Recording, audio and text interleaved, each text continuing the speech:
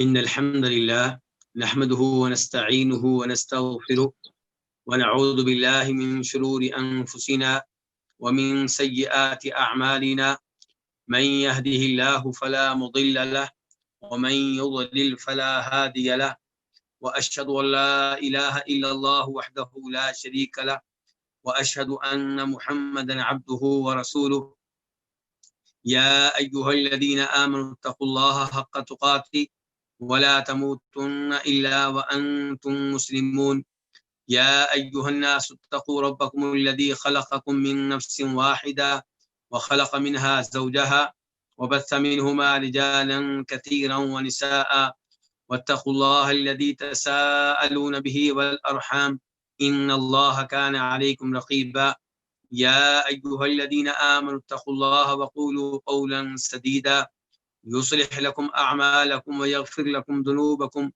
ومن يطع الله ورسوله فقد فاز فوزا عظيما أما بعد فإن خير الحديث كتاب الله وخير الهدي هدي محمد صلى الله عليه وسلم وشر الأمور محدثاتها وكل محدثة بدعة وكل بدعة ضلالة وكل ضلالة في النار.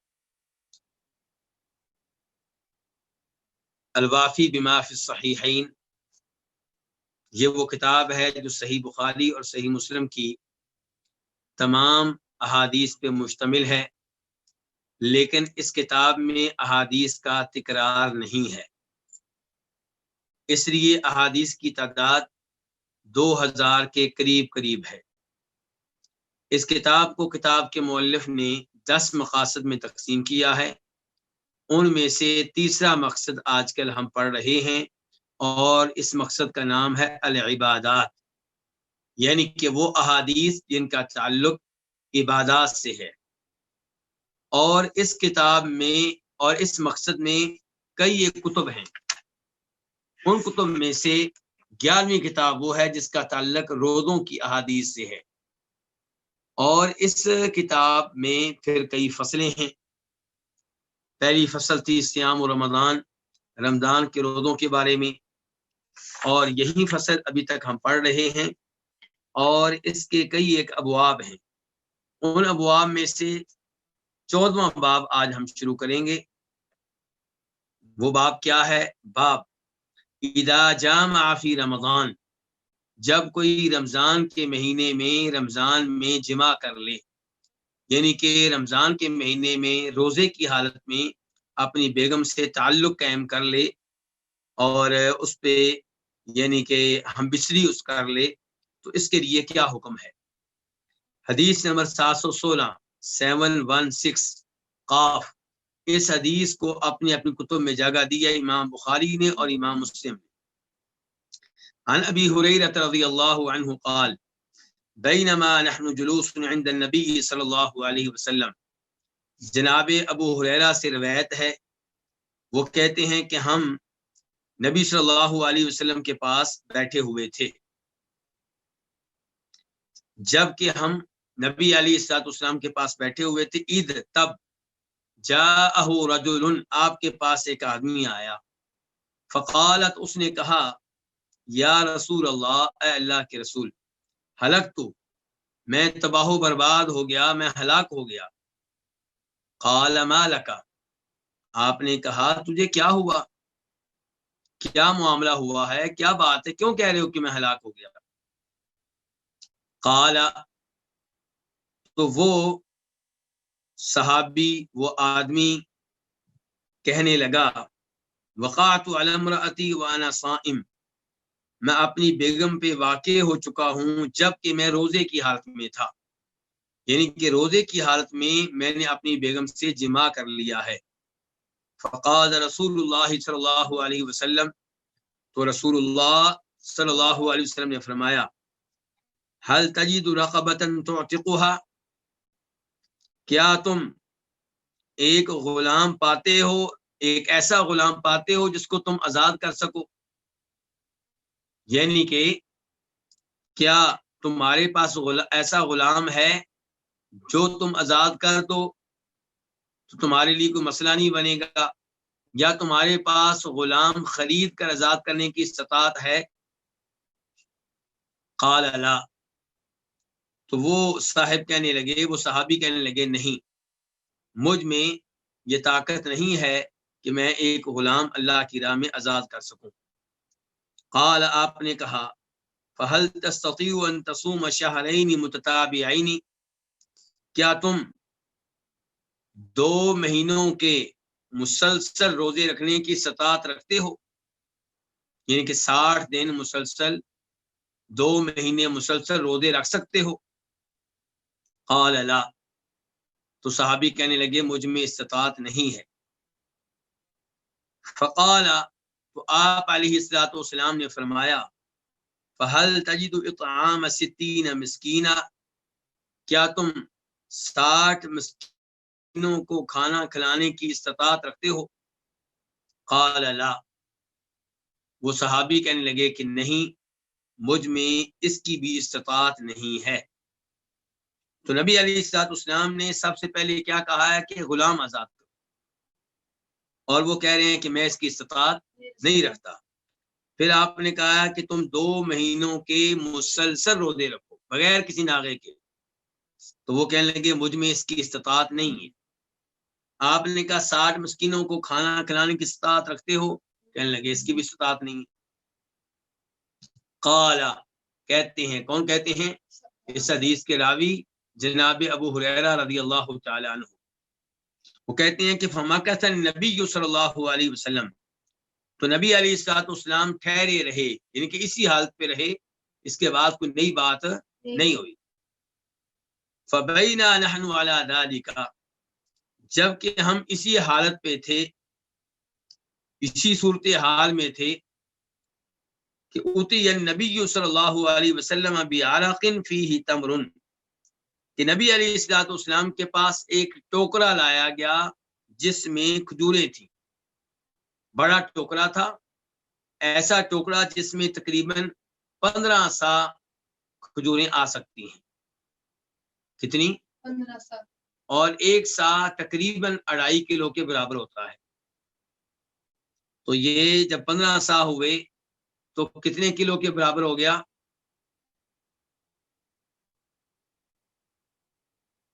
تقریباً، یعنی کہ آپ کہہ سکتے ہیں 37-38 کلو، یعنی کہ 15 سا ہے اور ہر سا 2.5 کلو، تو 15 کو آپ ڈبل کریں تو کتنے ہو گئے؟ 30، اور پھر 7 اور شامل کر دیں، کتنے ہو گئے؟ 37 کلو، 37.5 کلو، یعنی کہ اس میں کھجوریں آ سکتی تھی۔ تو یہ ٹوکرا آپ کے پاس لایا گیا جس میں کھجوریں تھیں۔ والعرق المقتل، روایت میں یہ وضاحت موجود ہے کہ عرق جو ہے المقتل، یہ ایک ٹوکرے کا نام ہے، یعنی کہ ایک ایسا برتن، بڑا برتن جس کے بارے میں علم ہوتا ہے کہ اس میں کتنا غلہ آ سکتا ہے، کتنے سا اس میں غلہ آ سکتا ہے۔ قال، تو آپ نے کہا، یعنی کہ نبی صلی اللہ علیہ وسلم نے کہا جب کہ آپ کے پاس کھجوریں آ چکی، آپ نے کہا این السائل، سوال کرنے والا کہاں ہے؟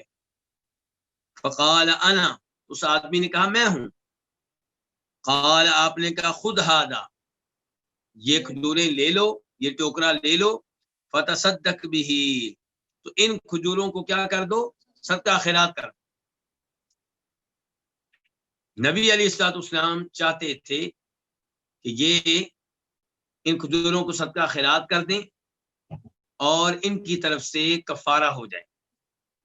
فقال الرجل، تو وہ آدمی کہنے لگا، وہ صحابی کہنے لگے، اعلی افقر منی یا رسول اللہ، کیا اس پہ صدقہ خیرات کروں جو مجھ سے زیادہ فقیر ہو اللہ کے رسول؟ آپ کہہ رہے ہیں کہ میں کھجوریں لے جاؤں صدقہ خیرات کر دوں، کن لوگوں پہ صدقہ خیرات کروں؟ کیا ان لوگوں پہ جو مجھ سے بھی بڑھ کر فقیر ہوں، غریب ہوں؟ اگر یہ بات ہے کہ میں یہ کھجوریں ان کو دوں جو مجھ سے زیادہ فقیر ہوں، تو آپ پھر سن لیجئے کہ فواللہ ما بین لابتیہا یرید الحرتین اہل بیت افقر من اہل بیت، اللہ کی قسم نہیں ہے اہل بیت کوئی گھرانہ افقر من اہل بیتی جو میرے گھرانے سے زیادہ فقیر ہو، کہاں پہ نہیں ہے؟ بین لابتیہا مدینہ کے دونوں لابوں کے مابین۔ لابوں کی تفسیر کیا آئی ہے؟ ہرے، جو راوی کہتے ہیں یرید الحرتینی، صحابی نے جب لابا کا لفظ بولا تو مراد کیا لے رہے تھے؟ ہرا۔ اب سوال پیدا ہوگا ہرا کس کو کہتے ہیں؟ تو ہرا اس پتھریلی زمین کو کہتے ہیں جو سیاہ رنگ کی ہوتی ہے، جیسے لاوا پھٹا ہوا ہو۔ تو مدینہ میں دو ہرے ہیں، ایک مشرقی ہرا اور ایک مغربی ہرا۔ اللہ رب العزت نے مدینہ منورہ کی حفاظت کر رکھی ہے قدرتی طور پہ۔ دو جانب پہ ہرے ہوا کرتے تھے، اس لیے ان دو جانب سے حملہ کرنا اس زمانے میں ممکن نہیں تھا، کیونکہ اس زمانے میں حملہ کرنے والے کس میں آئیں گے؟ گھوڑوں پہ یا اونٹوں پہ، اور یہ نوکدار اور لگنے والے سیاہ رنگ کے پتھر ہوتے تھے کہ ان پہ چلنا ممکن نہیں تھا۔ اور یہ نہیں تھا کہ یہ کوئی معمولی جگہ پہ ہوتے تھے، کافی سارا ایریا ایسا ہوتا تھا، مشرقی جانب میں بھی ہرا اور مغربی جانب میں بھی ہرا۔ آج بھی مدینہ منورہ میں رہنے والے لوگ جانتے ہیں کہ کس جانب کو کہا جاتا ہے مشرقی ہرا اور کس جانب کو کہا جاتا ہے مغربی ہرا۔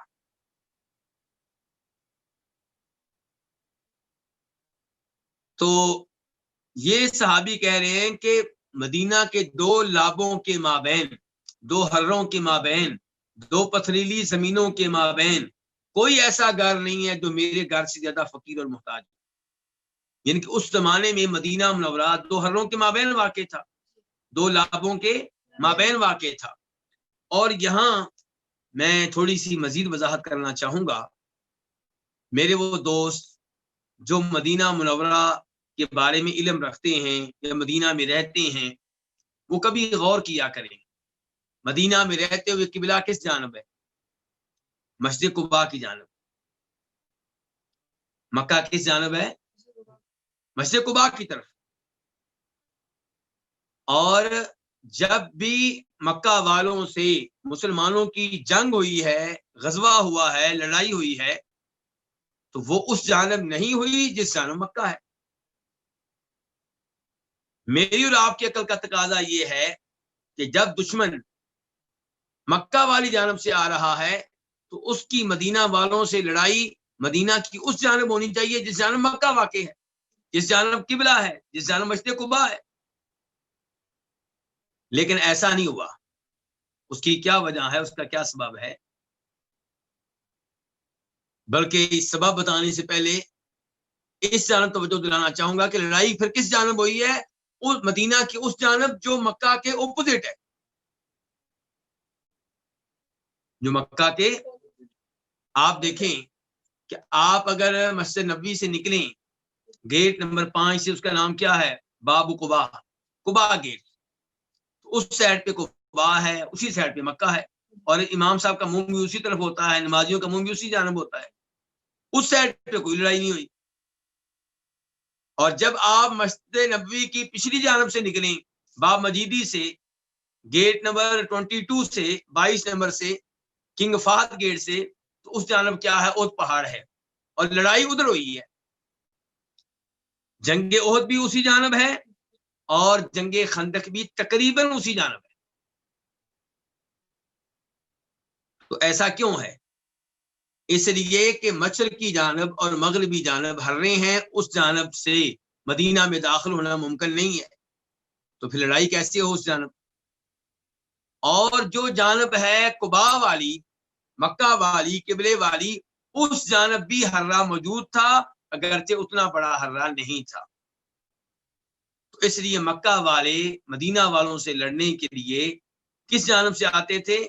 مدینہ کی پچھلی جانب سے،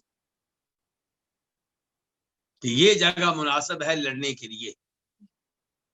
تو یہ لابا سے مجھے یاد آیا کہ آپ کی معلومات میں کچھ اضافہ کر دوں۔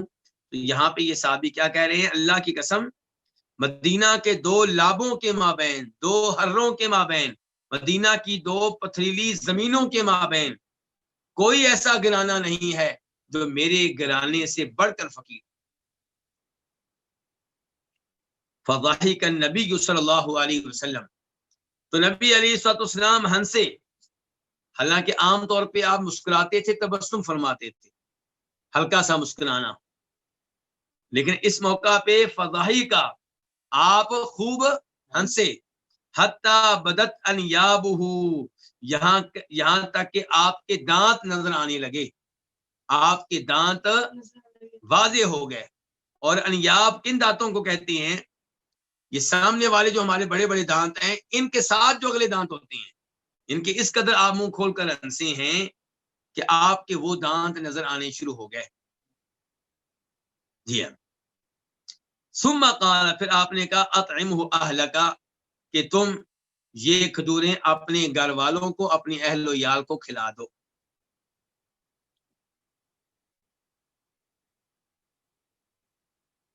حدیث کا ترجمہ میں نے کر ڈالا، اب اس حدیث کے چند مسائل کی طرف آتے ہیں۔ ایک تو یہ کہ نبی علیہ الصلوۃ والسلام کس بات پہ ہنسے ہیں؟ ہنسے آپ اس بات پہ ہیں کہ جب میرے پاس آیا ہے تو کیا کہہ رہا ہے کہ میں ہلاک ہو گیا، تباہ و برباد ہو گیا، مجھے کچھ بچائیں، مجھے کچھ بتائیں تاکہ میں بچ جاؤں۔ پھر آپ نے پوچھا کہ تمہارے پاس غلام ہے؟ نہیں۔ 2 مہینے کے مسلسل روزے رکھ سکتے ہو؟ نہیں۔ 60 مسکینوں کو کھانا کھلا سکتے ہو؟ نہیں۔ اب نبی علیہ السلام کھجوریں دے رہے ہیں تو وہ صاحب کیا کہہ رہے ہیں کہ کس کو دینی ہے، صدقہ کرنا ہے، کس پہ کرنا ہے؟ یعنی کہ مجھ سے بڑا فقیر کوئی مدینہ میں نہیں ہے، میرے گھر سے بڑھ کر کوئی فقیر گھر یہاں پہ نہیں رہتا، تو دینا کفارہ تھا، کفارہ دینے کے بجائے کھجوریں لے کر جا رہے ہیں۔ تو نبی علیہ الصلوۃ والسلام اس بات پہ مسکرائے ہیں اور اس بات پہ آپ ہنسے ہیں۔ اس کے علاوہ یہاں پہ آپ نے کفارہ کس پہ ڈالا ہے؟ مرد پہ، اور آپ نے یہ نہیں پوچھا کہ تمہاری بیگم کہاں ہے، اس پہ بھی کفارہ ہے، وہ کفارہ ادا کرنے کی استطاعت رکھتی ہے کہ نہیں رکھتی؟ تو اب سوال پیدا ہوتا ہے کہ جب ایسی صورتحال پیدا ہو جائے، جب رمضان کے مہینے میں روزے کی حالت میں میاں بیوی جمع کر بیٹھیں، تو کیا کفارہ صرف خاوند پہ ہوگا یا بیوی پہ بھی ہوگا؟ پہلی بات میں یہ وعدے کر دوں کہ اگر یہ کام غلطی سے ہو جائے تو کسی پہ کوئی کفارہ نہیں ہے اور روزہ بھی بالکل ٹھیک ہے۔ آپ کو میری اس بات پہ شاید تعجب ہوگا، اس لیے میں نے چاہا کہ اس بارے میں علماء کرام کے اقوال بھی بتا دوں۔ امام ابو حنیفہ، امام شافعی، امام احمد، تینوں کا یہ مذہب ہے کہ اگر کوئی آدمی بھول کر یہ کام کر بیٹھے تو اس کے اوپر کچھ نہیں ہے۔ اگر کوئی آدمی بھول کر رمضان کے مہینے میں دن کے ٹائم روزے کے ہاتھ میں جمع کر بیٹھے تو اس کے اوپر کوئی کفارہ نہیں ہے، کوئی جرمانہ نہیں ہے، اور جب یاد آ جائے فوری طور پہ روزے کی خلاف ورزی کرنے سے پیچھے ہٹ جائیں تو اب ان کے اوپر کچھ نہیں، کیونکہ جتنی خلاف ورزی ہوئی ہے وہ انجانے میں ہوئی ہے، بھول میں ہوئی ہے، اور یہ کوئی عجیب بات نہیں ہے۔ کئی لوگ سوچ رہے ہوں کہ کیسے ممکن ہے کہ یاد نہ آئے؟ جب رمضان کا پہلا روزہ ہوتا ہے تو کئی لوگ غلطی کر بیٹھتے ہیں، کوئی پانی پی لیتا ہے، کوئی کھانا کھا بیٹھتا ہے۔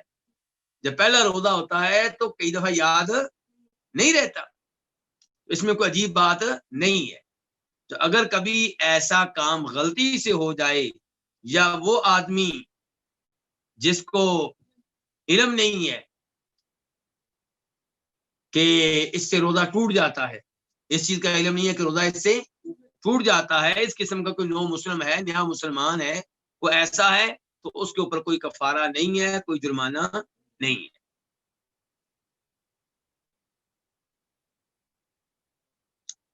تو یہ جرمانہ کس کے اوپر ہے؟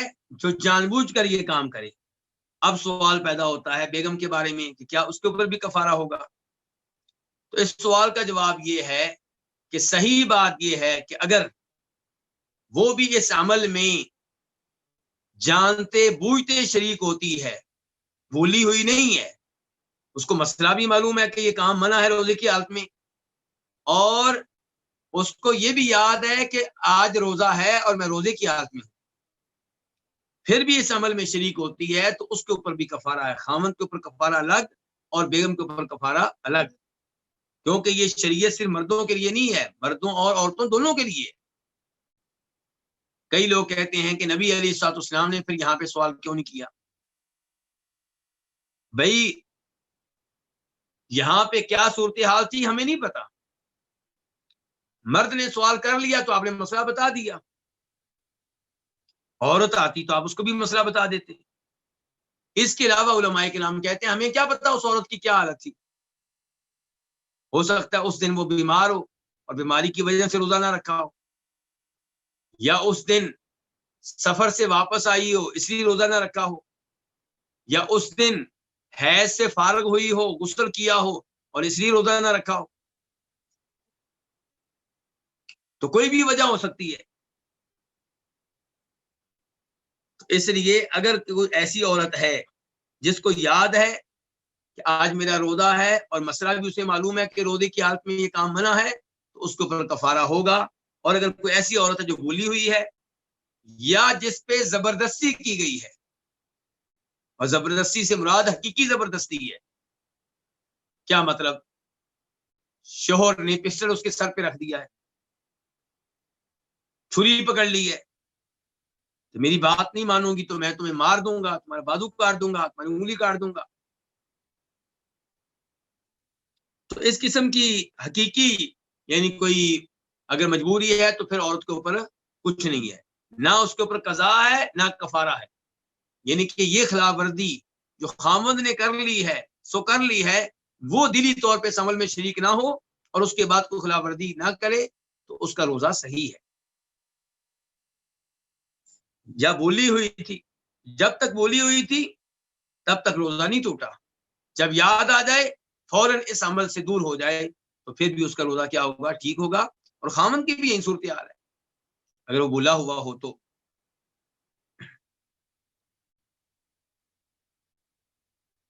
اور اس کے بعد ایک بات یہ بتانا چاہوں گا کہ یہ کفارہ اس آدمی کے لیے ہے جو رمضان کے مہینے میں دن کے وقت بیگم سے جمع کر لیتا ہے، لیکن اگر کوئی روزہ اس لیے توڑ لیتا ہے کہ اس نے جان بوجھ کر کچھ چیز کھا لی ہے پی لی ہے تو اس کے اوپر یہ کفارہ نہیں ہے.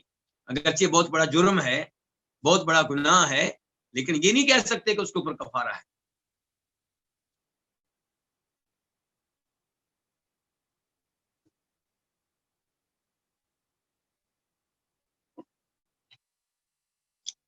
اس کے بعد باب نمبر 15، باب الحجامۃ للصائم، روزے دار کے لیے حجامے کا کیا حکم ہے؟ روزے دار کے لیے سینگی لگوانے کا کیا حکم ہے؟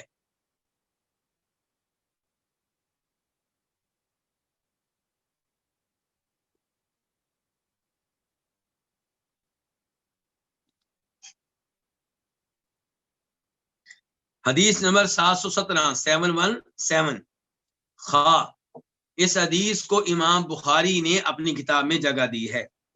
عن ابن عباس رضی اللہ عنہما قال احتجم النبی صلی اللہ علیہ وسلم وهو صائم.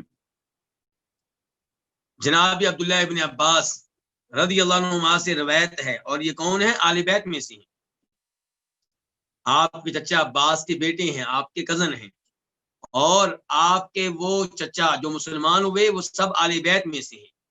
آپ کی چچاؤں کی اولاد میں سے جو جو مسلمان ہوا وہ آل بیت میں سے. تو عبداللہ ابن عباس سے روایت ہے، وہ کہتے ہیں احتجم النبی صلی اللہ علیہ وسلم وهو صائم، آپ نے سینگی لگوائی جب کہ آپ روزے کی حالت میں تھے. پہلا مسئلہ یہ ہے کہ سینگی کہتے کس کو ہیں؟ مخصوص طریقے سے اپنا گندا خون نکلوانا، اس کے طریقے تبدیل ہوتے رہتے ہیں، لیکن مقصود کیا ہوتا ہے کہ جسم سے فاسد خون، گندا خون نکال دیا جائے، اور یہ صحت کے لیے نہایت مفید ہے. نبی علیہ الصلوۃ والسلام نے سینگی لگوائی بھی ہے اور لگوانے کی ترغیب بھی دی ہے، اور آپ نے بتایا کہ اس میں کیا ہے؟ شفا ہے.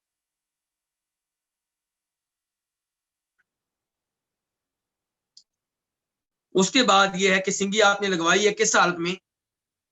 روزے کی حالت میں. سوال یہ ہے کہ کیا روزے کی حالت میں سنگی لگوائیں تو روزہ ٹوٹے گا یا نہیں ٹوٹے گا، یہ مسئلہ ہے. تو اس حدیث سے کیا پتا چلا کہ نہیں ٹوٹے گا، اسی لیے تو آپ نے روزے کی حالت میں سنگی لگوائی ہے. لیکن کچھ اور روایات ہیں جن کی وجہ سے اختلاف پیدا ہوا. ایک روایت ہے ابو داؤد شریف کی، اور اسے نبی علیہ السلام سے بیان کرنے والے صحابی کون ہے؟ ثوبان، نبی علیہ السلام کے آزاد کردہ غلام. وہ کہتے ہیں کہ آپ نے فرمایا تھا افطر الحاجم والمحجوم، سینگی لگوانے والے اور لگانے والے دونوں کا روزہ ٹوٹ جاتا ہے. عبداللہ بن عباس کیا کہہ رہے ہیں کہ آپ نے روزے کی حالت میں سینگی لگوائی ہے، اور بخاری شریف کی حدیث ہے. اور ابو داؤد میں جناب ثوبان کہہ رہے ہیں کہ آپ نے فرمایا تھا سینگی لگانے والا لگوانے والا دونوں کا روزہ ٹوٹ جاتا ہے. تو اب یہاں پہ کیا کریں؟ وہ بھی حدیث صحیح اور یہ بھی حدیث صحیح. کچھ لوگوں نے کہا کہ ان میں سے ایک حدیث کو آپ منسوخ قرار دے دیں، دوسری کو ناسخ قرار دے دیں. ایک کے بارے میں کہیں کہ وہ کینسل ہوگی ہے، دوسری کے بارے میں کہیں کہ اس نے کینسل کر دیا ہے. لیکن سوال یہ پیدا ہوتا ہے کہ کس کے بارے میں کہیں کہ اس نے کینسل کر دیا ہے، کیونکہ ان دونوں میں پتہ نہیں چل رہا کہ کون سی حدیث پہلے کی ہے کون سی بات کی ہے.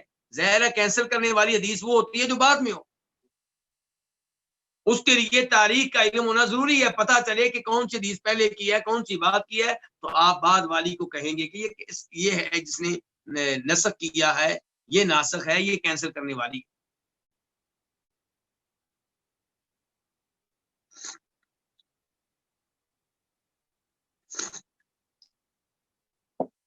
تو پھر کیا کیا جائے؟ یہاں پہ آپ کے لیے آپ کے سامنے دو راستے ہیں. نمبر ایک، آپ یہ کہیں کہ جناب ثوبان والی حدیث جس میں نبی علیہ السلام نے فرمایا تھا کہ سنگی لگانے والا لگوانے والا دونوں کا روزہ ٹوٹ جاتا ہے، آپ یہ کہیں کہ وہ کینسل ہو چکی ہے، منسوخ ہو چکی ہے، کینسل ہو چکی ہے. ابھی تو میں کہہ رہا تھا کہ کینسل کی طرف نہ جائیں. وہ میں ان حدیث ثوبان اور حدیث ابن عباس میں کہہ رہا تھا، کیونکہ دونوں میں سے کسی کے بارے میں پتہ نہیں چل رہا کون سی پہلے کی ہے کون سی بات کی ہے. لیکن اگر آپ جناب ثوبان والی حدیث کو منسوخ قرار دیتے ہیں ایک اور حدیث کے ذریعے تو آپ کا موقف قابل قبول ہوگا. وہ کون سی حدیث ہے؟ وہ ابو سعید خدری رضی اللہ عنہ بیان کرتے ہیں، اس کے الفاظ یہ ہیں کہ ارخص النبی صلی اللہ علیہ وسلم فی الحجامۃ للصائم، کہ آپ صلی اللہ علیہ وسلم نے روزے دار کو سینگی لگوانے کی اجازت دی، رخصت دے دی تھی. یہ الفاظ کیا بتا رہے ہیں کہ پہلے رخصت نہیں تھی، پہلے یہ عمل ممنوع تھا، اب رخصت دے دی ہے. اسی لیے امام ابن حزم رحمہ اللہ کہتے ہیں کہ اس حدیث کے الفاظ سے پتہ چلا کہ پہلے آپ نے سینگی لگوانے کو غلط قرار دیا تھا اور اس کو بعد میں آپ نے کینسل کر دیا، اور بعد میں آپ نے سینگی لگوانے کی رخصت دے دی کس کو؟ روزے دار. اس حدیث کو امام نسائی اپنی سنن الکبریٰ میں روایت کرتے ہیں. اور دوسرا طریقہ یہ ہے کہ آپ یوں کہیں کہ ثوبان والی حدیث جو ہے وہ اس بات پہ دلالت کر رہی ہے کہ روزے کی حالت میں سینگی لگوانا حرام تو نہیں ہے لیکن مکروہ ہے. روزہ ٹوٹے گا نہیں، لیکن کیا ہے؟ یہ عمل مکروہ ہے، ناپسندیدہ عمل ہے، اچھی بات نہیں ہے. یہ آپ راستہ اپناتے ہیں تو آپ کے پاس دلیل کیا ہے؟ دلیل وہ حدیث ہے جسے جناب انس بن مالک رضی اللہ عنہ سے ثابت روایت کرتے ہیں. ثابت کہتے ہیں کہ میں نے جناب انس بن مالک صحابی سے کہا کہ کیا آپ لوگ نبی علیہ السلام کے زمانے میں روزے دار کے لیے سینگی کو ناپسند کیا کرتے تھے؟ تو انس بن مالک نے کہا نہیں، لیکن کمزوری کی وجہ سے، یہ بخاری شریف کی روایت ہے، اور اس کا نمبر ہے بخاری شریف میں 1940 1940. وہ کہتے ہیں یعنی کہ ہم حجامے کو سنگی لگوانے کو روزے کی حالت میں اس لیے ناپسند کرتے تھے کہ اس کی وجہ سے کمزوری پیدا ہو جاتی ہے تو روزہ پورا کرنا مشکل ہو جاتا ہے, روزہ خطرے میں پڑ جاتا ہے.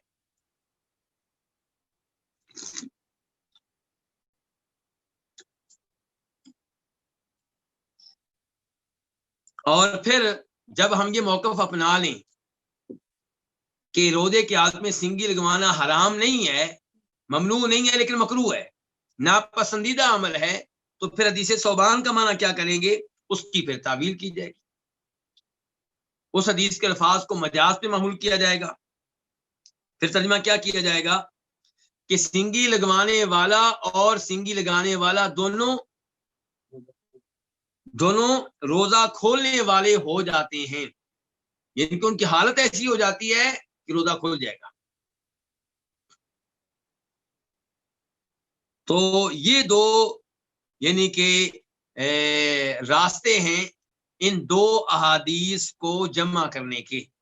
کون سی حدیث؟ عبداللہ ابن عباس کی حدیث جو ابھی ہم نے پڑھی ہے کہ نبی علیہ السلام نے روزے کے آدمی سنگی لگوائی, اور جناب ثوبان کی حدیث کے اللہ کے رسول نے فرمایا سنگی لگانے والا دونوں کا روزہ ٹوٹ جاتا ہے. تو ایک یہ ہے کہ آپ کہیں کہ جناب ثوبان والی حدیث کینسل ہو چکی ہے, اور دوسرا یہ کہ آپ کہیں کہ اس حدیث کا معنی یہ ہے کہ روزہ کی حالت میں اگر آپ سنگی لگوائیں گے تو آپ کا روزہ خطرے میں پڑ جائے گا, یہ نہیں ہے کہ ٹوٹ گیا. تو بہرحال عمل کس حدیث پہ اب ہوگا؟ عبداللہ ابن عباس والی حدیث پہ کہ روزے کی حالت میں سنگی لگانا کیا ہے, وہ جائز ہے, اس میں کوئی حرج نہیں ہے. لیکن جو آدمی یہ سمجھتا ہو کہ میں کمزور ہوں, مجھے سنگی لگائی گئی تو میرا روزہ خطرے میں پڑ جائے گا, میں بے ہوش ہو جاؤں گا, اور ایسا ہو جاتا ہے کئی دفعہ, تو پھر وہ اس روزے کی حالت میں یہ کام نہ کرے. تو عام طور پہ کیا ہوگا, روزے کی حالت میں سنگی لگانا کیا ہے, جائز ہے.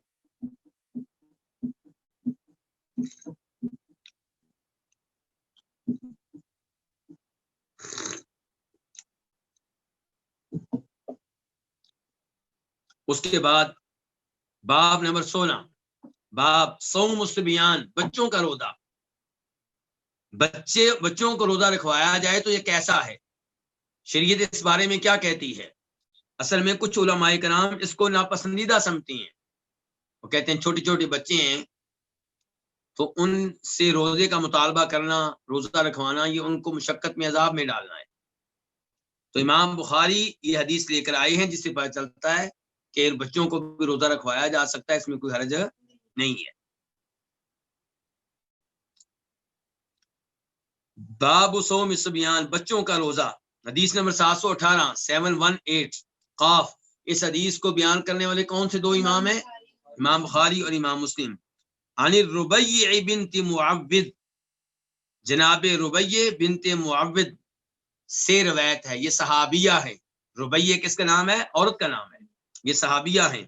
قالت, وہ کہتی ہیں ارسل النبی صلی اللہ علیہ وسلم غدات عاشوراء الى قرى الانصار, نبی علیہ الصلوۃ والسلام نے عاشورہ کی صبح, عاشورہ کس کو کہتے ہیں؟ 10 محرم کو. نبی علیہ الصلوۃ والسلام نے عاشورہ کی صبح انصاریوں کی بستیوں کی طرف پیغام بھیجا. ان کی بستیوں کی طرف؟ انصاریوں کی بستیوں کی طرف. اور مسلم شریف کی روایت میں اضافہ آیا التی حول المدینہ, انصاریوں کی وہ بستیاں جو مدینہ کے ارد گرد تھی, وہاں پہ آپ نے پیغام بھیجا. کیا پیغام بھیجا؟ من اصبح مفطرا فلیتم بقیت یومی, جس نے صبح کی اس حال میں کہ اس نے روزہ نہیں رکھا ہوا تھا, جس نے صبح کی اس حال میں کہ اس نے روزہ نہیں رکھا ہوا تھا, تو اس پہ واجب ہے کہ اپنے باقی ماندہ دن کو مکمل کرے, یعنی کہ اب کچھ نہ کھائے نہ پیے. یہ ان دنوں کی بات ہے جن دنوں 10 محرم کا روزہ کیا ہوا کرتا تھا؟ فرض ہوا کرتا تھا. جب رمضان کے روزے ابھی فرض نہیں ہوئے تھے, ان دنوں 10 محرم کا روزہ کیا تھا؟ فرض تھا. تو آپ نے پیغام بھیجا کہ جس نے آج صبح روزہ نہیں رکھا تو وہ اپنے باقی دن میں کیا کرے؟ کھانے پینے کے قریب نہ جائے. روزے کی حالت میں رہے، حالانکہ اس کا روزہ نہیں ہے، لیکن روزوں کا احترام کرے۔ ومن اصبح صائما فلیصم، اور جس نے روزے کی حالت میں صبح کی ہے اس حال میں کہ روزہ رکھ چکا تھا، فلیصم، وہ اپنا روزہ جاری رکھے،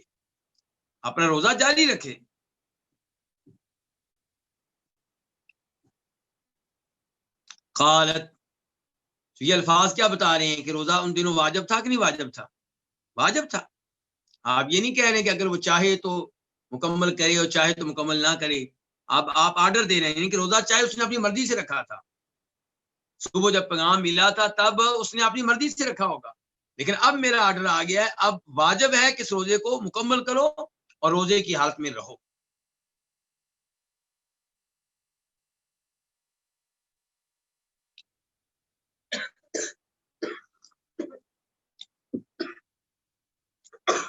قالت، کہتی ہیں، کون کہتی ہیں؟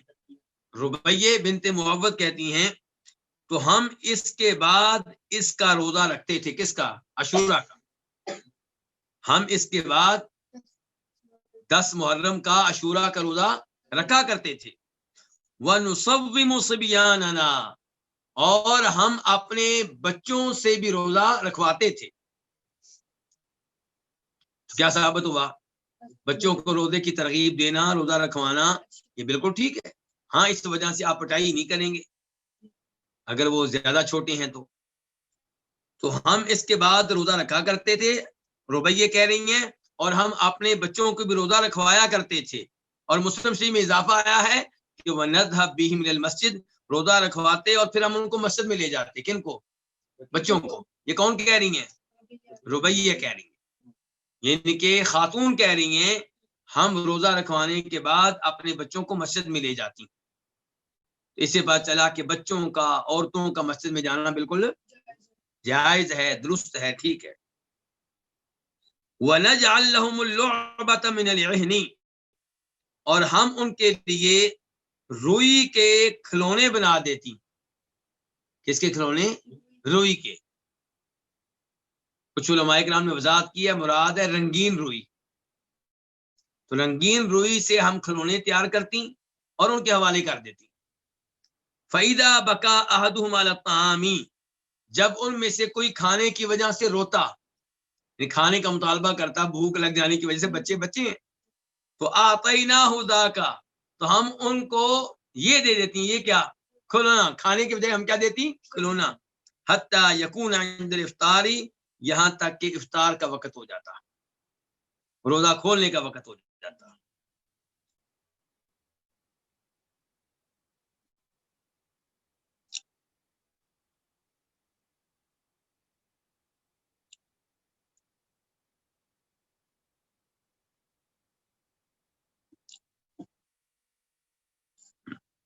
تو اس حدیث سے ایک تو یہ پتا چلا کہ عاشورہ کا روزہ کسی زمانے میں فرض تھا، اب فرض نہیں ہے، مستحب ہے۔ عاشورہ کا روزہ رکھنا چاہیے، 10 محرم کا روزہ رکھنا چاہیے۔ نبی علیہ السلام نے رکھا ہے، رکھنے کا حکم دیا ہے، ترغیب دی ہے، صحابہ کرام رکھتے رہے ہیں، اور بہتر یہ ہے کہ آپ ساتھ ساتھ 9 تاریخ کا بھی رکھیں، کیونکہ نبی علیہ السلام نے فوت ہونے سے پہلے فرمایا تھا کہ اگر میں زندہ رہا تو آئندہ سال میں 9 تاریخ کا روزہ رکھوں گا۔ تو اس حدیث سے پتا چلا کہ 9 تاریخ کا روزہ بھی رکھنا چاہیے، اور 10 کا آپ رکھتے رہے، ترغیب دیتے رہے، اس کو آپ نے کینسل نہیں کیا، ختم نہیں کیا، تو وہ اپنی جگہ پہ برقرار رہے گا۔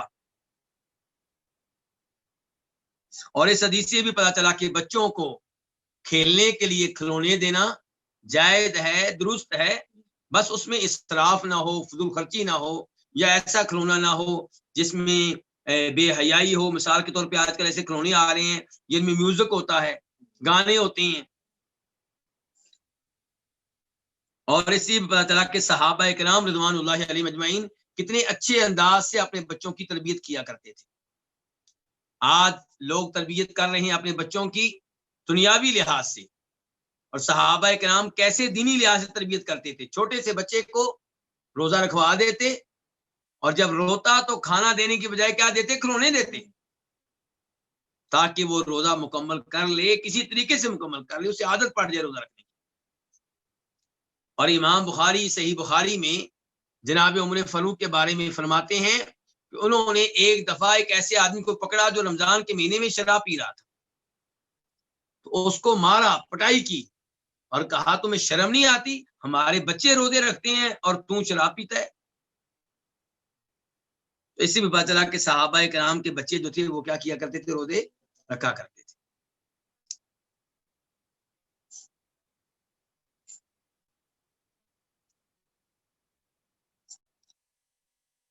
باب نمبر 17، باب قضاء رمضان۔ یہ باب کس بارے میں ہے؟ رمضان کی قضاء کے بارے میں۔ رمضان کے روزے اگر رہ جائیں سفر کی وجہ سے، بیماری کی وجہ سے، تو ان کی بعد میں ادائیگی کرنا ہے، اس کو کیا کہتے ہیں؟ قضاء۔ تو باب کیا ہے؟ رمضان کے روزوں کی قضاء۔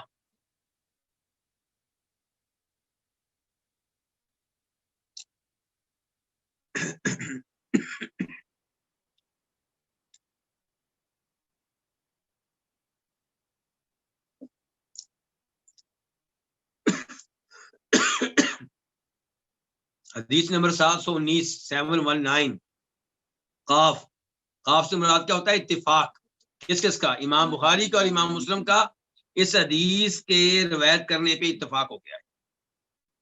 عن یحییٰ عن ابی سلمہ قال، یحییٰ سے روایت ہے، وہ ابو سلمہ سے روایت کرتی ہیں۔ سوال پیدا ہوتا ہے یحییٰ کون ہے؟ تو یہ یحییٰ بن سعید الانصاری۔ وہ کس سے روایت کر رہے ہیں؟ ابو سلمہ سے۔ ابو سلمہ کون سے ہیں؟ ابو سلمہ بن عبد الرحمن بن عوف رضی اللہ تعالیٰ عنہ۔ عبد الرحمن بن عوف جو عشرہ مبشرہ میں سے ہیں، ان کے بیٹے ہیں یہ ابو سلمہ۔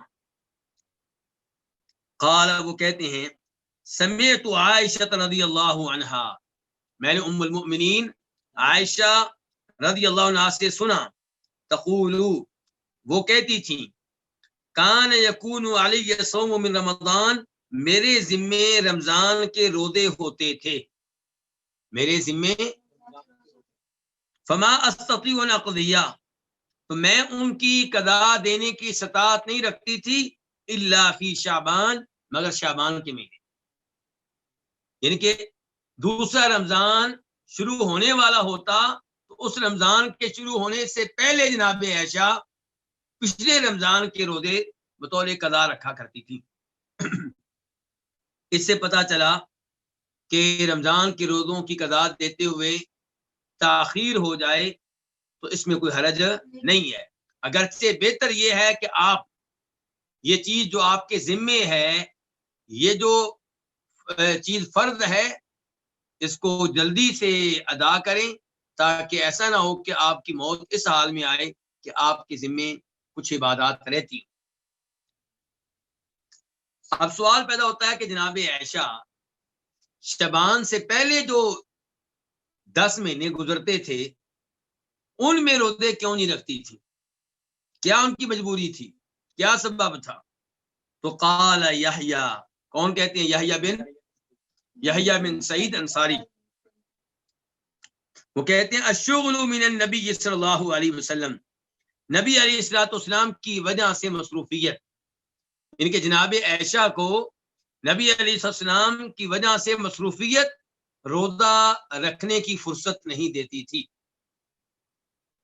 نبی علیہ السلام جناب عائشہ کے شوہر ہیں، اور نبی علیہ السلام اپنی بیویوں کے پاس جاتے ہیں، تو اس لیے بیویوں کو اپنے خاوند کی وجہ سے، نبی علیہ السلام کی وجہ سے روزہ رکھنے کا موقع نہیں ملتا تھا، بلکہ بیویوں کی بجائے اگر ہم کہیں جناب عائشہ کو موقع نہیں ملتا تھا۔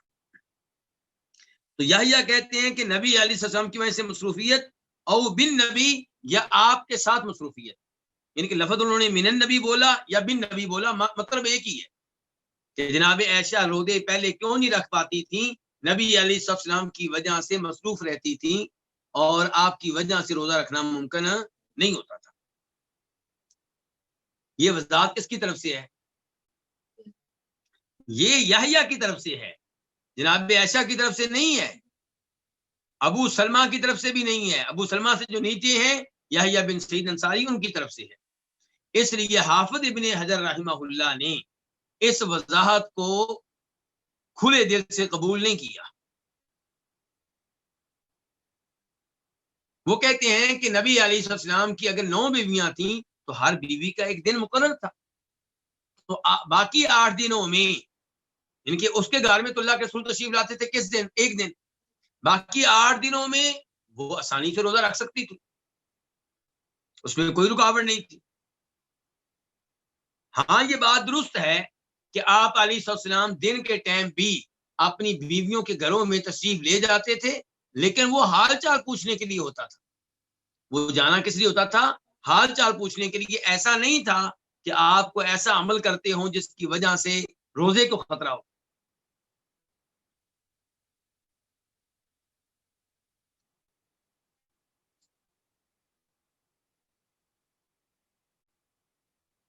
تو اس لیے جناب عائشہ روزے نہیں رکھ پاتی تھی، اس کی کیا وجہ تھی اللہ عالم، لیکن بہرحال انہوں نے بتا دیا ہے کہ میں شعبان سے پہلے روزے نہیں رکھ پاتی تھی۔ اچھا، اس سے یہ پتا چل گیا کہ روزوں کی قضا کے معاملے میں وسعت ہے، اور یہ بھی پتا چل گیا کہ اگر کوئی روزوں کی قضا دینے میں لیٹ ہو گیا تو لیٹ ہونے کی وجہ سے اس پہ کوئی کفارہ یا جرمانہ نہیں ہے۔ کئی لوگ کہتے ہیں کہ اگر کوئی آدمی آئندہ رمضان سے پہلے پہلے قضا کے روزے نہ رکھ پایا اور رمضان شروع ہو گیا، اس رمضان کے بعد رکھے گا تو اس کے اوپر کفارہ ہوگا، مسکینوں کو کھانا کھلانا پڑے گا، لیکن اس بارے میں نبی علیہ الصلوۃ والسلام سے کوئی بھی چیز ثابت نہیں ہے۔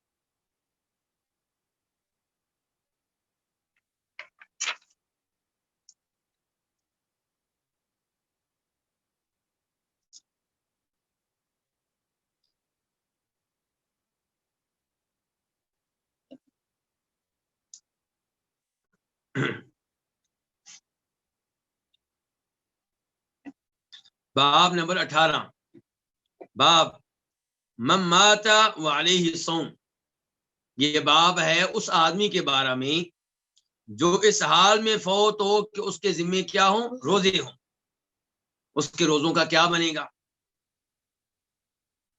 اس بارے میں پہلے میں علماء کرام کے اقوال آپ کے سامنے رکھنا چاہوں گا تاکہ مسئلہ سمجھنے میں آسانی ہو جائے۔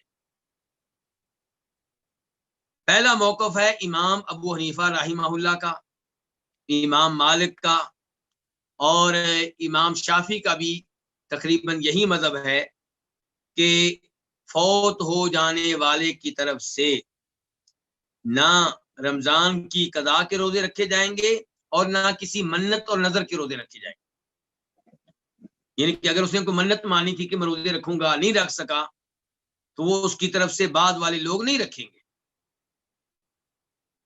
اور دوسرا موقف یہ ہے کہ میت کی طرف سے وہ روزے رکھے جائیں گے جو نظر کے تھے، منت کے تھے، اس نے منت مانی تھی لیکن رکھ نہیں سکا، بعد میں اس کے وارث رکھیں گے، اس کے بیٹے رکھیں گے، لیکن رمضان کی قضا کے روزے اس کی طرف سے نہیں رکھے جائیں گے۔ اور تیسرا قول یہ ہے کہ دونوں طرح کے روزے اس کی طرف سے رکھے جائیں گے۔ کس کی طرف سے؟ میت کی طرف سے۔ کون کون سے؟ قضا کے بھی، جو رمضان کے رہ گئے تھے کسی وجہ سے وہ نہیں رکھ سکا تھا، اور اگر منت مانی تھی اور اس کے روزے وہ رکھ نہیں سکا، رہ گئے، تو وہ بھی رکھے جائیں گے۔ ان تین اقوال میں سے جو قول راجح ہے، جس کی احادیث سے تائید ہوتی ہے، وہ یہی قول ہے، آخری قول، کہ دونوں طرح کے روزے میت کی طرف سے رکھے جائیں گے، رمضان کی قضا کے بھی اور منت کے بھی۔ یہاں پہ گویا کہ ہم پہلے قول کے ساتھ بھی نہیں ہیں، حالانکہ اس قول میں بڑے بڑے امام ہیں، امام ابو حنیفہ رحمہ اللہ اور ان کے ساتھی، ان کے شاگرد امام مالک، اور وہ امام شافی کا بھی تقریباً مذہب ہے۔ اور پھر موقف کیا تھا کہ میت کی طرف سے نظر کے روزے جو ہیں وہ رکھے جائیں گے، رمضان کی قضا کے روزے نہیں رکھے جائیں گے۔ یہ موقف کس کا؟ امام احمد کا۔ یہ حنابلہ کا مذہب ہے، لیکن ہم اس کے ساتھ بھی یہاں پہ نہیں۔ ہم کس موقف کے ساتھ ہیں کہ دونوں طرح کے روزے رکھے جا سکتے ہیں۔ کون سے؟ نفلی روزوں کی بات نہیں ہو رہی، رمضان کی قضا کے روزے اور منت کے روزے۔ اور یہ موقف کس کا ہے؟ کوئی یہ نہ سمجھے کہ ہم سب اماموں کو پیچھے کر دیتے ہیں اور جس موقف کو ہم اپناتے ہیں ادھر کوئی امام نہیں ہوتا. ایسی بات نہیں ہے. جو موقف ہم اپناتے ہیں احادیث کی روشنی میں الحمدللہ ادھر بھی کوئی نہ کوئی امام ہوتا ہے. لیکن کئی دفعہ ایسا ہوتا ہے کہ وہ امام پبلک میں مشہور نہیں ہوتا. علماء کے ہاں اس کا بہت بڑا مقام و مرتبہ ہوتا ہے. اب یہاں پہ یہ موقف کس کا ہے جسے ہم راجے قرار دے رہے ہیں؟ یہ امام ابو ثور کا ہے. اور امام شافعی کے اس مسئلے میں دو قول ہیں. امام شافعی کا ایک قول یہی ہے. پہلا ان کا قول کیا تھا کہ میت کی طرف سے نہ روزے رکھے جا سکتے ہیں نظر کے اور نہ رمضان کی قضا کے. اور دوسرا قول یہ ہے کہ دونوں روزے رکھے جا سکتے ہیں. آپ دیکھیں خود امام شافعی کے بھی دو قول ہو گئے. لوگ ہم سے کہتے ہیں کہ آپ کہتے ہیں کہ احادیث پہ عمل کرنا چاہیے, تو احادیث میں تو کئی دفعہ آپس میں ٹکراؤ ہوتا ہے, تعارض ہوتا ہے, تو عام آدمی کو کیسے پتا چلے گا؟ میرا سوال یہ ہے کہ یہ ٹکراؤ, یہ تضاد تو آپ کو اماموں کے کلام میں بھی مل جائے گا. امام شافعی کے بہت سے مسائل میں دو قول ہوتے ہیں. یعنی کہ امام شافعی نے احکام و مسائل میں پہلے ایک قول اپنایا, اس کے بعد مزید علم لیا, مزید سفر کیا, علم بڑا, احادیث مزید ملی, تو انہوں نے پھر نئے اقوال اپنا لیے. اس لیے کہا جاتا ہے یہ امام شافعی کا قدیم مذہب ہے اور یہ امام شافعی کا جدید مذہب ہے. یہ ان کا قدیم قول ہے, یہ ان کا جدید قول ہے. تو وہاں پہ پھر شافعی لوگ جو ہیں, شافعی علماء کرام فیصلہ کرتے ہیں امام شافعی کا کون سا قول ہم نے لینا ہے, اس کے مطابق فتویٰ دینا ہے. تو معاملہ تو پھر امام شافعی کے ہاتھوں سے نکل کے بعد والے علماء کرام کی عدالت میں پہنچ گیا. پھر امام شافعی کے مقلد تو نہ رہے. آپ امام احمد کی طرف آ جائیں, ایک ایک مسئلے میں تین تین قول ملیں گے, تین تین روایتیں ملیں گی. امام احمد نے ایک ہی مسئلے میں پہلے ایک فتویٰ دیا, بعد میں دوسرا دیا, بعد میں تیسرا دیا. اب ان کی تین روایتوں میں سے کس روایت کو اپنانا ہے یہ فیصلہ کون کرتے ہیں؟ بعد والے لوگ. اور لوگ کہتے ہیں جی اماموں کے اقوال پہ عمل کرنا آسان ہے. کیسے آسان ہے؟ جب امام احمد کے ایک ایک مسئلے میں تین تین قول ہوں گے, تین تین روایتیں ہوں گی, اور یہ امام احمد کی توہین نہیں, یہ امام احمد کی عظمت کی دلیل ہے. انہوں نے پہلے ایک موقف کو صحیح جانا, پھر کوئی حدیث مل گئی, کوئی روایت مل گئی, تو آپ نے پرانے موقف سے رجوع کر لیا, نیا موقف اپنا لیا, اور وہ شرمائے نہیں, ضد نہیں کی, ہر درمی کا مظاہرہ نہیں کیا. یہ تو ان کی عظمت کی دلیل ہے, یہ ان کے مقام و مرتبہ پہ دلالت کرنے والی ایک اہم چیز ہے, ایک اہم ثبوت ہے. پھر آپ آ جائیں امام ابو حنیفہ رحمہ اللہ کی طرف. کئی ایک مسائل ایسے ہیں جن مسائل میں بعد میں آنے والے حنفی علماء کرام نے امام ابو حنیفہ رحمہ اللہ کا قول اختیار نہیں کیا, ان کے قول کو چھوڑ دیا اور ان کے شاگردوں میں سے کسی شاگرد کے قول کو اپنا لیا. اور ایسا کسی ایک مسئلے میں نہیں ہے, بہت سے مسائل میں. اب بتائیے کہ یہ فیصلہ کون کرتا ہے کہ یہاں پہ امام ابو حنیفہ رحمہ اللہ کی بات لینی ہے, اور یہاں پہ ان کی نہیں بلکہ ان کے شاگرد ابو یوسف کی بات لینی ہے, ان کی نہیں بلکہ ان کے شاگرد امام محمد بن حسن شیبانی کی بات لینی ہے؟ یہ فیصلہ تو بعد کے علماء کرام کرتے ہیں. تو پھر آپ کیسے دعویٰ کرتے ہیں کہ ہم امام ابو حنیفہ رحمہ اللہ کے مقلد ہیں؟ مقلد تو یہ وہ ہوتا ہے جو ان کی ہر بات کو لے, کہیں بھی ان کو نہ چھوڑے. جب آپ کچھ مقامات پہ امام ابو حنیفہ رحمہ اللہ کو چھوڑ کے ان کی شاگردوں کی بات مان لیتے ہیں, تو دیگر مقامات پہ بھی جب ہم آپ کو صحیح حدیث پیش کریں تو حدیث کو لے لیا کریں, وہاں پہ امام صاحب کو چھوڑ دیا کریں.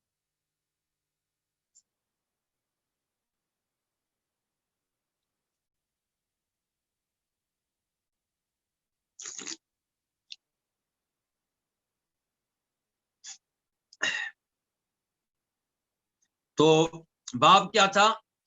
باب ہے اس آدمی کے بارے میں جو فوت ہو جائے اور اس کے ذمے کیا ہوں؟ روزے ہوں. اس بارے میں علماء کرام کے اقوال میں نے آپ کے سامنے رکھ دیے ہیں.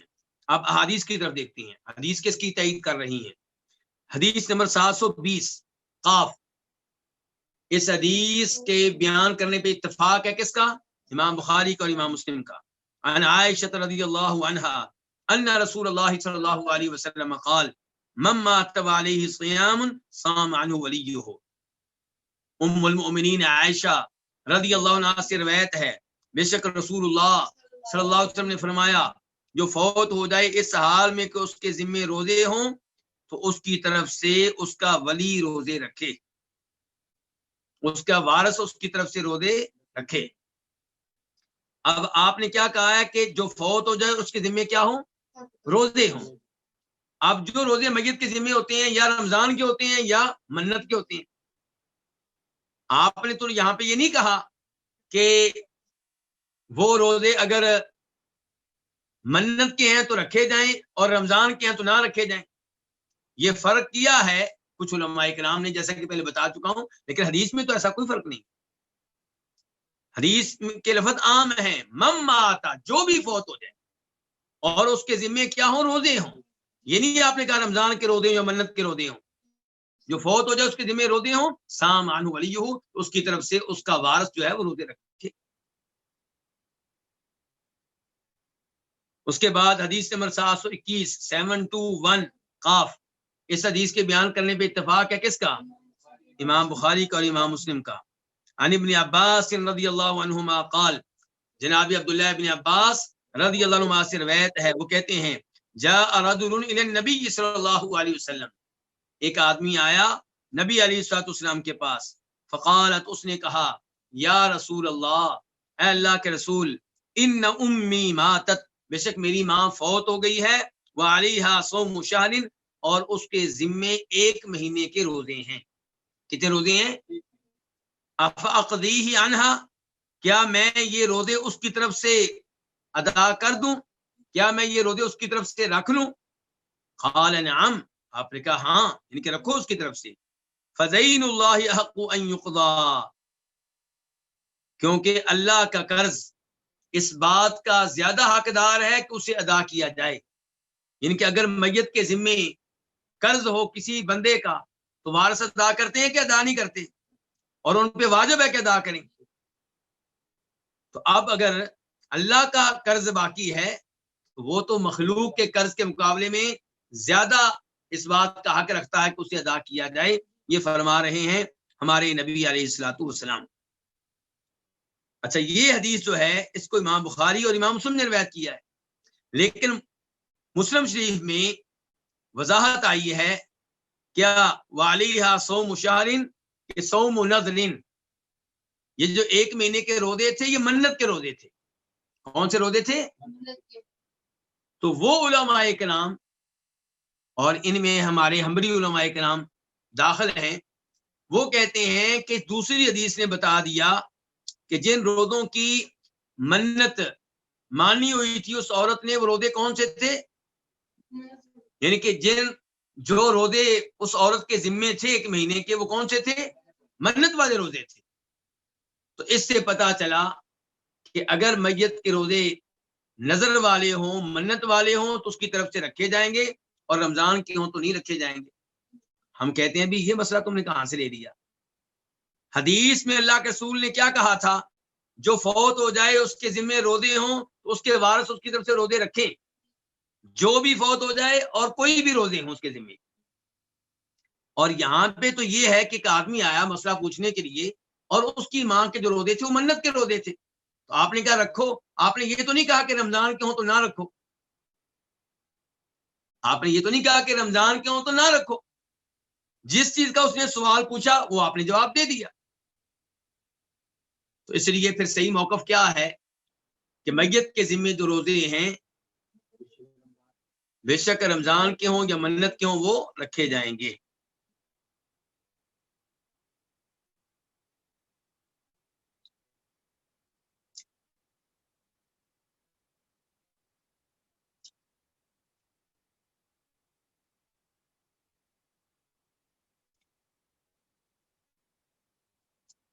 یہاں پہ علماء کرام کی طرف سے ایک تنبیہ ہے, وہ آپ کے سامنے رکھنا چاہوں گا.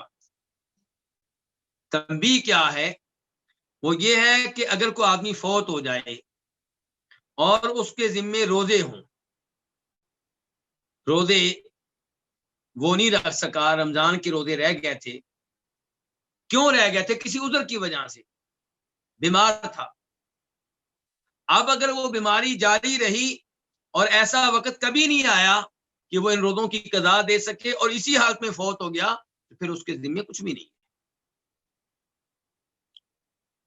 روزے اس نے رمضان کے چھوڑے کسی بیماری کی وجہ سے اور امید یہ تھی کہ میں اس بیماری سے شفا یاب ہو جاؤں گا اور یہ روزے میں رکھوں گا، لیکن وہ مسلسل بیمار رہا یہاں تک کہ فوت ہو گیا تو اس کے ذمے کچھ بھی نہیں ہے، کیونکہ اس نے ایسا وقت پایا ہی نہیں جس وقت میں روزے رکھ سکے. بات میری واضح ہے جی. دوسرا آدمی وہ ہے جس نے رمضان کے روزے کسی بیماری کی وجہ سے ترک کیے اور اس کو امید تھی کہ میں جب ٹھیک ہو جاؤں گا میں خود ہی روزے رکھوں گا، اور بعد میں وہ ٹھیک ہو گیا. رمضان کے وہ روزے جو رہ گئے تھے رکھنے کا موقع اس کو ملا لیکن اس نے نہیں رکھے یہاں تک کہ فوت ہو گیا، تو اب اس کے وارث اس کی طرف سے روزے رکھیں گے.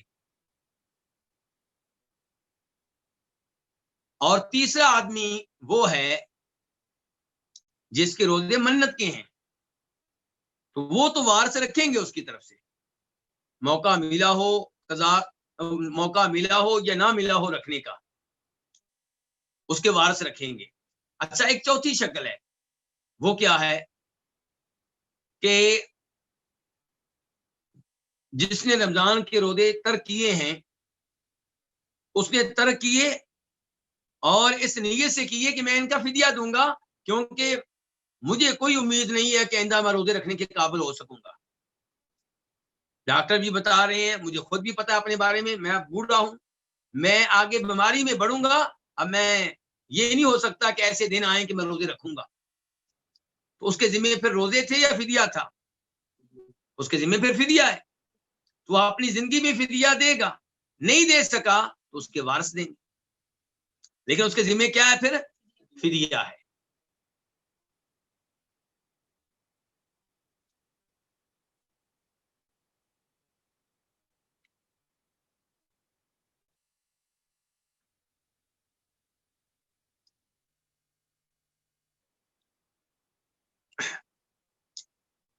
باب نمبر 19، باب جواز الصوم والفطر للمسافر. مسافر کے لیے روزہ رکھنا اور نہ رکھنا دونوں طرح کیا ہے؟ جائز ہے. مسافر حالت سفر میں روزہ رکھے تو یہ بھی جائز ہے اور روزہ چھوڑ دے تو یہ بھی جائز ہے. حدیث نمبر 722 722 قاف. اس حدیث کو اپنی کتب میں جگہ دی کنہوں نے؟ امام بخاری نے اور امام مسلم نے. عن ابن عباس رضی اللہ عنہما قال خرج رسول اللہ صلی اللہ علیہ وسلم من المدینہ الى مکہ. جناب عبداللہ ابن عباس رضی اللہ عنہما سے روایت ہے، تو یہ کن میں سے ہیں؟ آل بیت میں سے. تو یہ آل بیت کی حدیث ہے. اس سے پہلے جو حدیث پڑھی ہے وہ بھی عبداللہ ابن عباس کی تھی، آل بیت کی حدیث تھی. اس سے پہلے جو حدیث پڑھی ہے جناب عائشہ کی تھی، آل بیت کی حدیث. عبداللہ ابن عباس کہتے ہیں کہ نبی علیہ السلام مدینہ سے مکہ کے لیے نکلے، مدینہ سے مکہ کے لیے نکلے. اور یہ کون سا سفر ہے آپ کا؟ فتح مکہ والا سفر، یعنی کہ جب آپ نکلے تھے مکہ فتح کرنے کے لیے سن 8 ہجری میں، فوت آپ کب ہوئے؟ سن 11 ہجری میں. اور حج کب کیا آپ نے؟ سن 10 ہجری میں. تو یہ کس سفر کی بات ہو رہی ہے؟ فتح مکہ والے سفر کی، سن 8 ہجری کا سفر. تو اللہ کے رسول علیہ السلام نکلے مدینہ سے مکہ کی طرف، مکہ کے لیے. فصامہ، تو آپ روزہ رکھتے رہے اس سفر میں، آپ روزہ حتی بلغ عصفان، یہاں تک کہ آپ مقام عصفان پہنچ گئے. ثم دعا بماء، پھر آپ نے کیا طلب کیا؟ پانی. فرفعہ الی یدیہ، اس پانی کو آپ نے بلند کیا اپنے ہاتھوں تک. اپنے ہاتھوں تک بلند کیا تو بلند کس چیز کے لیے کیا؟ پھر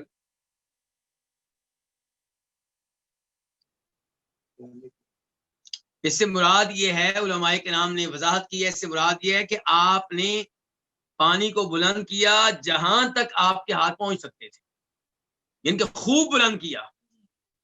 تو آپ نے پانی کو بلند کیا الا یدیہ، اپنے ہاتھوں کی انتہا تک. کیوں ایسا کیا؟ لیریہ الناس، تاکہ آپ یہ پانی لوگوں کو دکھائیں، لوگوں کو پتا چل جائے کہ میرے پاس پانی ہے، میں پانی پینے لگا ہوں. فافطر، تو آپ نے روزہ افطار کر لیا، روزہ کھول دیا. حتی قدیم مکہ، یہاں تک کہ آپ مکہ پہنچ گئے، یعنی کہ پھر مقام عثمان سے لے کر مکہ پہنچنے تک آپ نے روزہ نہیں رکھا. یعنی کہ آپ جانتے ہیں نا کہ یہ مدینہ سے مکہ کا سفر اس زمانے میں 7 دنوں کا، 8 دنوں کا، 9 دنوں کا ہوا کرتا تھا. وذالک فی رمضان، اور یہ سفر کس مہینے میں تھا؟ رمضان کے مہینے میں تھا. فکان ابن عباس رضی اللہ عنہما یقول، تو جناب عبداللہ ابن عباس کہا کرتے تھے، قد صام رسول اللہ صلی اللہ علیہ وسلم وافطر، نبی علیہ السلام نے روزہ رکھا بھی ہے اور نہیں بھی رکھا. کون سا روزہ؟ کہ سفر میں، مراد ان کی کہ سفر میں آپ نے رمضان کا روزہ رکھا بھی ہے اور ترک بھی کیا ہے. تو نبی علیہ السلام نے روزہ رکھا بھی ہے، افطر اور ترک بھی کیا ہے. فمن شاء صام، جو چاہے روزہ رکھ لے، ومن شاء افطر، اور جو چاہے روزہ ترک کر دے. تو کیا پتا چلا کہ دونوں طرح جائز ہے، سفر میں روزہ رکھنا بھی ٹھیک ہے، نہ رکھنا بھی ٹھیک ہے. اچھا، یہاں پہ ایک وضاحت کر دوں کہ یہ کس سفر کی بات ہو رہی ہے؟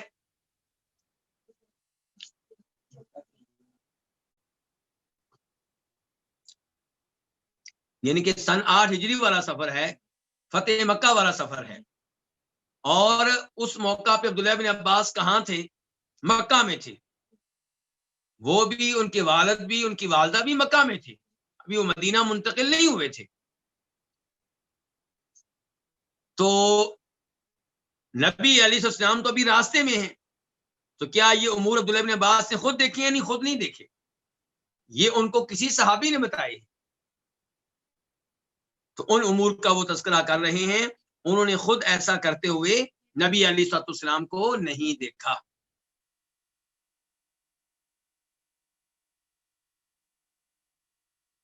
اس کے بعد حدیث نمبر 723 723 قاف، اس حدیث کے بیان کرنے پہ اتفاق ہے کس کا؟ امام بخاری کا اور امام مسلم کا.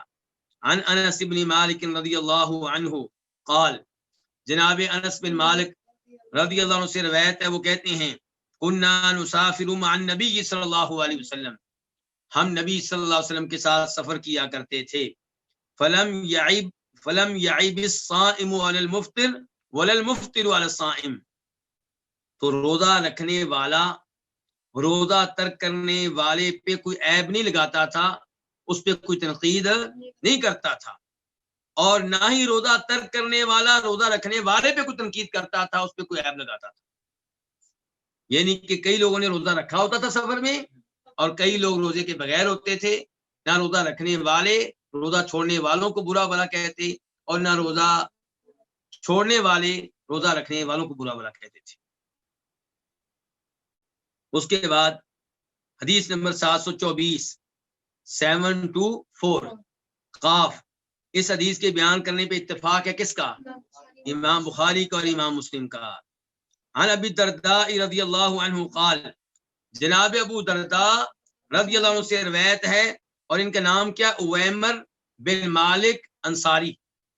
اویمر انصاری، وہ کہتے ہیں کہ خرجنا مع النبی صلی اللہ علیہ وسلم، ہم نبی علیہ السلام کے ساتھ نکلے، فی بعض اسفارہ، آپ کے کسی سفر میں، فی یوم حار، گرمی والے دن میں، گرمی والے دنوں میں. سفر کے ایام میں تھا، اور خصوصاً یہ دن. کہتے ہیں حتی یضع الرجل یدہ علی رأسہ من شدت الحر، یہاں تک کہ آدمی اپنا ہاتھ اپنے سر پہ رکھتا. کیوں؟ گرمی کی شدت کی وجہ سے سر پہ اتنی گرمی لگتی کہ گرمی سے بچنے کے لیے کبھی کبھی اپنا سر اوپر رکھ لیتا تاکہ سر کو کچھ سکون مل جائے. وما فینا صائم، اور ہم میں کوئی بھی روزے دار نہیں تھا. اس سفر میں، اس گرمی میں ہم میں سے کوئی بھی روزے دار الا ما کان من النبی صلی اللہ علیہ وسلم وابن رواحہ، مگر جو کچھ ہوا نبی علیہ الصلوۃ والسلام سے اور عبداللہ بن رواحہ سے. یعنی کہ نبی علیہ الصلوۃ والسلام اور عبداللہ بن رواحہ یہ دونوں روزے کی حالت میں تھے، اور ان کے علاوہ کوئی بھی روزے کی حالت میں نہیں تھا. تو ان 3 احادیث سے کیا پتا چلا کہ سفر میں کئی ایک نے روزہ رکھا ہوتا تھا اور کئی لوگ روزے کے بغیر ہوتے تھے. تو سفر میں روزہ رکھنا بھی جائز ہے، ترک کرنا بھی جائز ہے. اس موضوع پہ مزید گفتگو کرتے ہیں، لیکن اس سے پہلے میں یہ طے کرنا چاہوں گا کہ یہ سفر کون سا ہے، اور آپ کو بتانا چاہوں گا کہ علماء کرام نے کتنی محنتیں کی ہیں احادیث کو سمجھانے کے لیے. آپ دیکھیں، ابو درداء تو کہہ رہے ہیں کہ ہم آپ کے ساتھ ایک سفر میں تھے، سفر کا نام نہیں بتایا. علماء کرام کی محنت دیکھیں، وہ کہتے ہیں کہ یہ سفر فتح مکہ والا سفر نہیں ہو سکتا.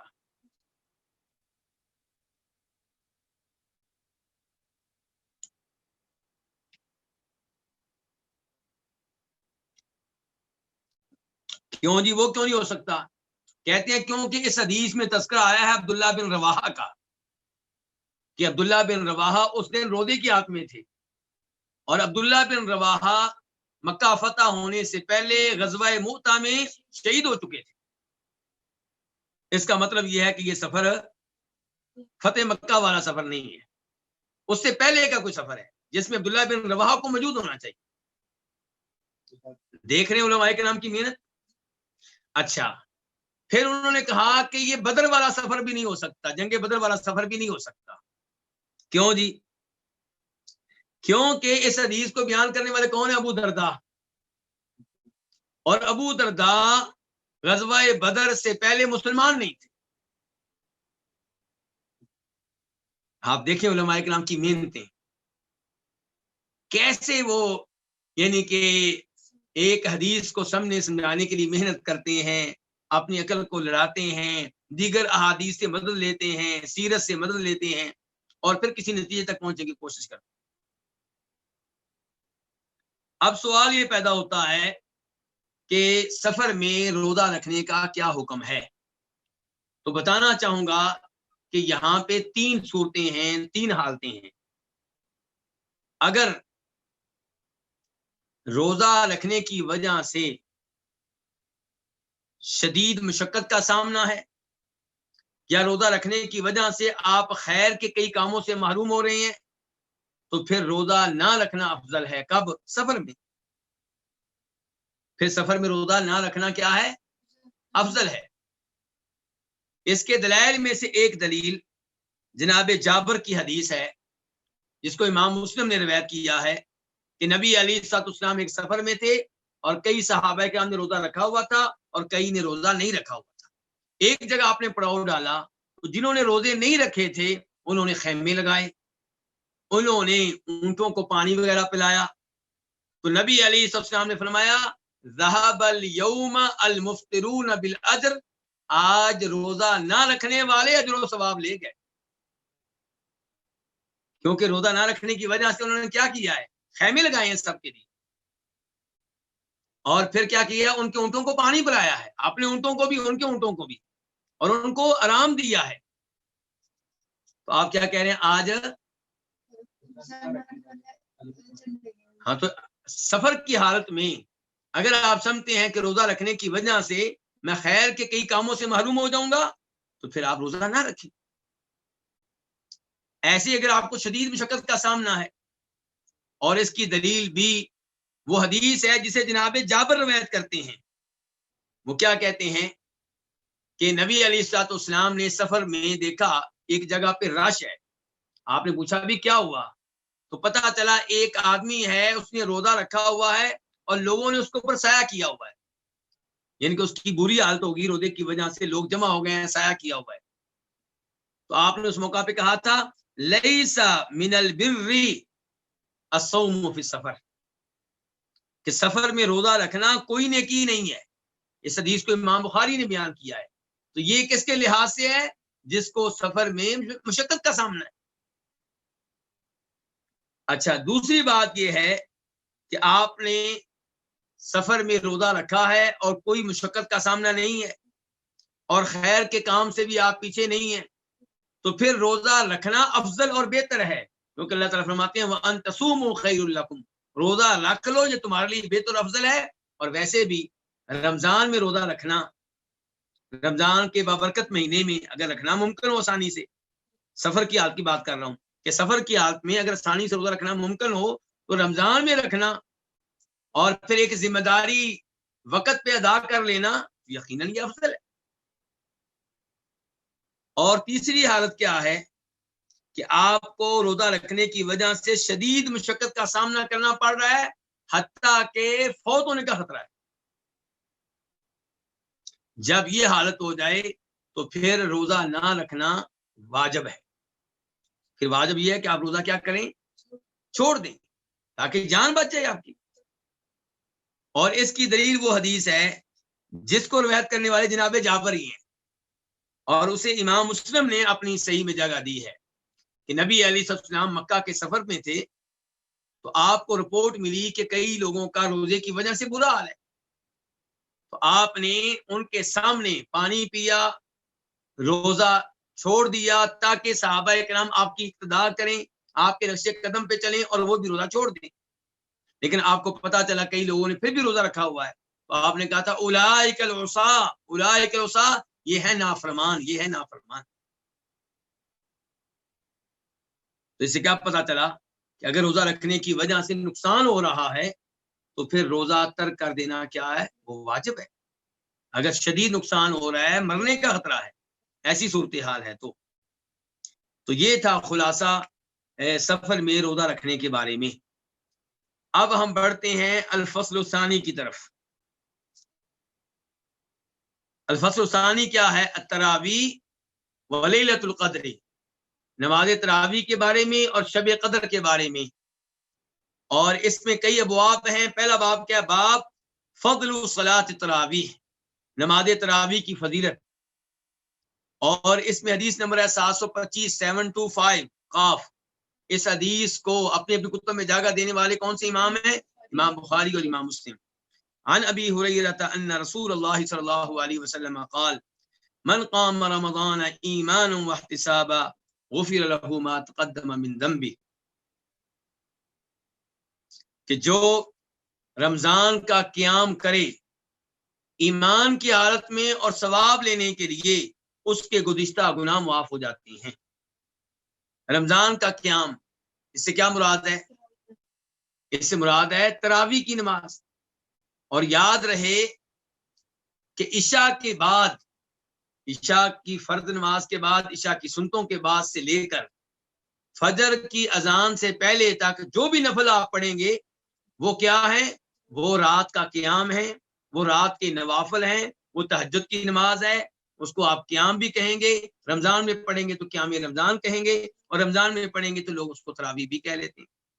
تراویح نام نبی علیہ السلام کی طرف سے نہیں ہے، صحابہ کرام کی طرف سے نہیں ہے، یہ بعد میں لوگوں نے رکھا ہے، کیونکہ وہ لمبی لمبی نماز پڑھتے تھے اور پھر 4 رکعتوں کے بعد راحت کرتے تھے، آرام کرتے تھے، کچھ سکون حاصل کرتے تھے.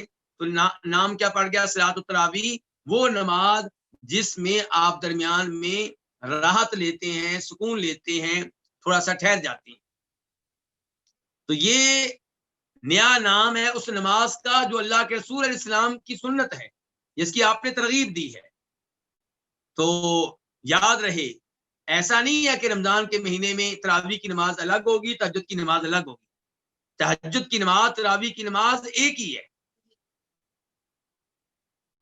تو یہاں پہ اللہ کے رسول علیہ السلام کیا فرما رہے ہیں؟ جو رمضان کا قیام کرے ایمان کی حالت میں، ایمان اللہ پہ، اللہ کے رسولوں پہ، اللہ کی کتابوں پہ، نبیوں پہ، تقدیر پہ، آخرت پہ، یہ بھی اس سے مراد ہو سکتا ہے. اور یہ بھی مراد ہو سکتا ہے کہ رمضان کا قیام کرے ایمان کی حالت میں، ان کے رمضان کے قیام پہ ایمان ہو، رمضان کے قیام کی مشروعیت پہ، اس کی فضیلت پہ ایمان ہو، اور یہ کام کرے اجر و ثواب لینے کے لیے، ریاکاری کے طور پہ نہیں، لوگوں سے شباش لینے کے لیے نہیں.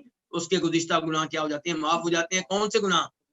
صغیرہ، کیونکہ کبیرہ گناہ توبہ کے بغیر معاف نہیں ہوتے. یعنی کہ آپ جب رمضان کا قیام کریں گے صغیرہ گناہ تو جڑ گئے، معاف ہو گئے، لیکن جو آپ سود لیتے رہے ہیں وہ تب معاف ہوگا جب آپ اللہ سے وعدہ کریں کہ یا اللہ یہ پہلے جو میں نے سود لیا ہے مجھے معاف کر دے، میں شرمندہ ہوں اور آئندہ میں یہ کام نہیں کروں گا. تب رمضان کے قیام سے وہ بھی معاف ہو جائے گا. لیکن آپ کہیں کہ میں نے سود لینا ہے آئندہ بھی اور رمضان کا قیام کرنے کی وجہ سے سود کا جرم ختم ہو جائے، ایسا نہیں ہوگا. تو بہرحال اس حدیث میں کس کی فضیلت ہے؟ نماز تراویح کی. اور لفظ کیا استعمال کیا اللہ کے رسول نے نماز تراویح کے لیے؟ رمضان کا قیام.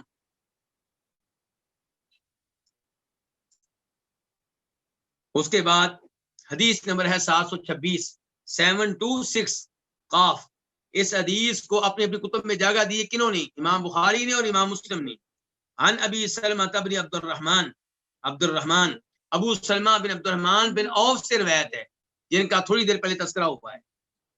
ابو سلمہ بن عبد الرحمن بن عوف سے روایت ہے کہ انہوں نے سوال کیا جناب عائشہ رضی اللہ عنہا سے، انہ سأل عائشہ رضی اللہ عنہا کیف کانت صلاۃ رسول اللہ صلی اللہ علیہ وسلم فی رمضان، کہ رمضان میں نبی علیہ السلام کی نماز کیسے ہوتی تھی، اس کی کیفیت کیا تھی.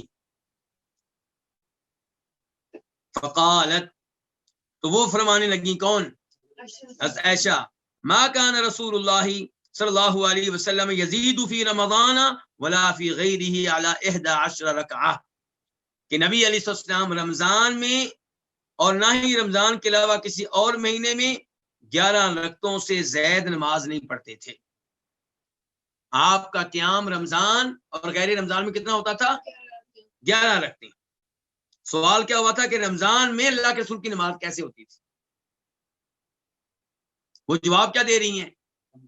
رمضان اور غیر رمضان میں. اس کا مطلب یہ ہے کہ جناب عائشہ کا بھی موقف یہی ہے کہ جو نماز رمضان میں پڑھی جاتی ہے یہ رمضان کے علاوہ بھی پڑھی جاتی ہے، اور وہ کون سی ہے؟ تہجد کی نماز. رمضان میں اس کو قیام رمضان کہہ لیتے ہیں. تو کیا فرما رہی ہیں کہ اللہ کے رسول علیہ السلام رمضان میں اور غیر رمضان میں 11 رکعتوں سے زیادہ نماز نہیں پڑھتے تھے. اس سے پتہ چلا کہ تراویح کی نماز میں سنت اعداد کتنی ہے؟ 11 رکعتیں.